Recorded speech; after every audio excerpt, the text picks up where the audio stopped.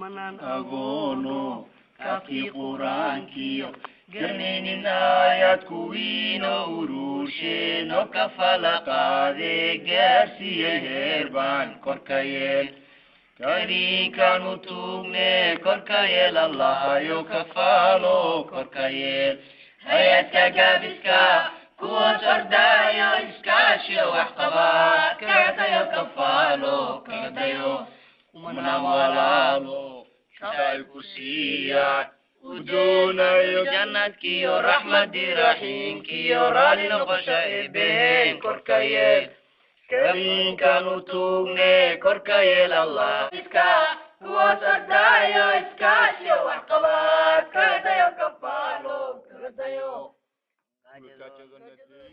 hay-adda kafaala ayaa boqolaal qoys oo ku sugan xeryaha barakacayaasha magaalada baydhabo gaarsiisay raashinkaas oo isugu jiray bariis, bur, saliid iyo timir.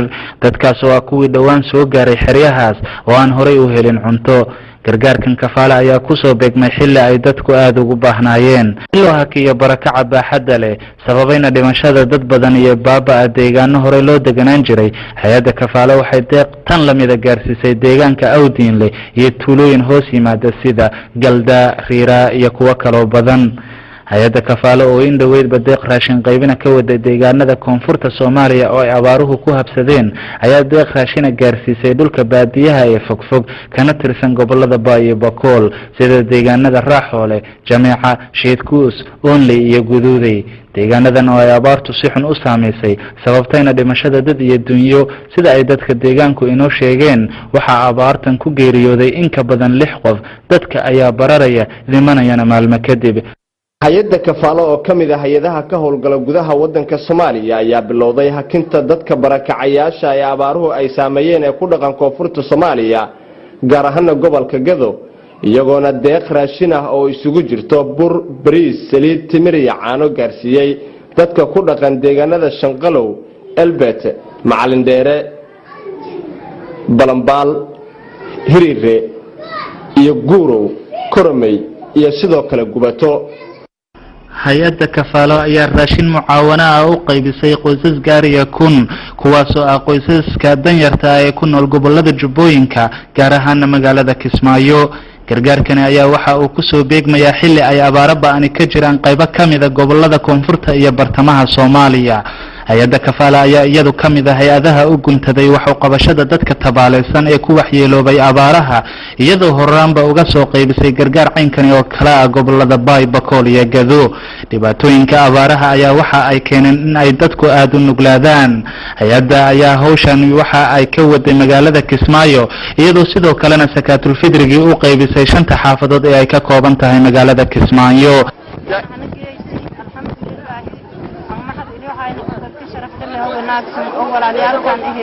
hay-adda kafaala yaxana geesidii maxada anku qabna intaan ku badanna unu ku helno ilaahay kutuubaan. waxaan rabaa inaan mahad u celiyo hay-adda kafaala kadib walaalaha deeqan soo gaarsiiyey manan agoono kafi qurankiyo garnaynin ayad kuwiino urursheeno kafala qaade gaarsiiyey heerbaan korka yeel.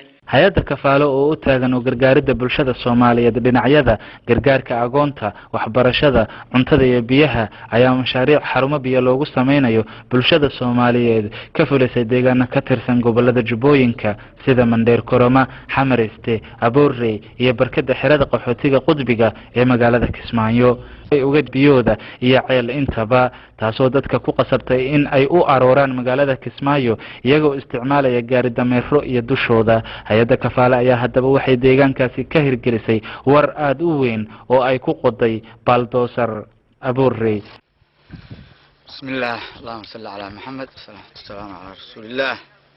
ilaahay baa mahadle noo suurtageliyey warta tan hay-aduhuna ma awoodin inay yimaadaan. hay-adda ugu horeysay oo ummadan wax u qabatay oo ka xanuunsatay dhibka xoolalayda waa kafaalo.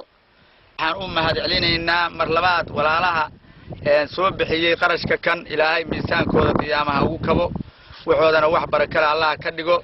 hay-adda kafaalana ilaahay magaceeda ha raajiyo hana weyneeyo. manan agoono kafi qurankiyo hay-adda kafaala ayaa dib u dejin u sameysay dadkii ay abaaruhu saameeyeen ee koonfurta Soomaaliya. Mashruucan ayaa waxaa maalgelisay xarunta Islaamiga ee Helsinki, Finland. qoysaskan ayaa laga daadguriyay xeryaha qaxootiga ee Kismaayo iyadoo dibna loogu celiyay deegaamadoodii gaar ahaana deegaanka Naftaaquur ee hoostaga degmada Jamaam ee gobolka Jubbada Hoose iyo deegaano kale oo ka tirsan gobolka. qoysaskan ayaa la siiyay cunto ku filan 3 bilood, abuurka beeraha iyo hoy ku meel gaara sida boco iyo qalabka beeraha sida yaambooyin, seefo, faasas iyo soofayaal. sida dadkaasi ay sheegeen beeraha ayaan la tabcan 2 sano iyadoo ay sabab u tahay roob la'aan ka jirtay gobolada koonfurta Soomaaliya. roob la'aantan ayaa sababtay in ay dadku ka soo hayaamaan dhulkii ay deganayeen una soo barakacaan magaalada Kismaayo. haddaba markii ay curteen roobabkii dayrta ayaa kafaala waxay u sameysay dib u dejin. dhinaca kalena dadkaasi ayaa sheegay in ay ku faraxsan yihiin arrintan ayna u mahadcelinayaan hay-adda kafaalo sida wanaagsan ee ay ula tacaamushay una garab istaagtay. barakacayaasha ayaa sidoo kale waxaa beerahoodii loo geliyay cagaf-cagafyo u fala beeraha iyadoo markaa goobahaasi tagtana ay ishaadu qabanayso dardargelinta howleed ee halkaasi ka socota. manan agono kafki quraankiyo garneynin ayad kuwiino urushe no kafala qaade gaarsiiyey heerbaan korkayeel kariinkan u tuugne korkayeel allahayo kafaalo korkayeel hay-adka gaabiska kuwa sordaayo iskaashiyo waxqabaa kagadayo kafaalo kagadayo mana walaalo shay ku siiyaan udoonayo jannadkiyo raxmadi raxiimkiyo raali noqoshayo kafaalo kagadayo dib u dejinta gaarka kuwii noo sameeyey